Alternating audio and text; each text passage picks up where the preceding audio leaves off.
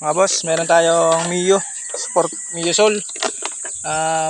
Reading ng battery niya 13.2 sa fuse.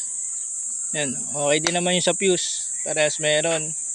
So hindi siya naandar. Mahirap andarin. Pag umandar, pag tulog-tol, ang andar niya yan. Hindi na mapandar, kinikik namin. Ang hirap andarin. Yan. Hilap niya pandar. Yun, umandar. Yan natin yung reading.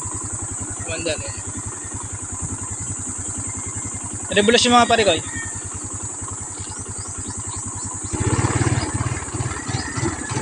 Namamatay. Okay. Okay na parikoy. Namamatay. Sa panel, wala yung kanyang panel. Wala yung panel kahit yung busina. Yun, meron. Ang diferensya na rin boss, sure ball ako yung sa fuse, papunta ignition switch, walang supply ng kuryente. Walang supply, kaya ang andar niya paputol-putol yan. Paputol-putol andar. Yan no. Ang nagdadala lang yung regulator. Kaya lalagyan natin ito ng wire, extra wire papunta doon sa may ignition switch.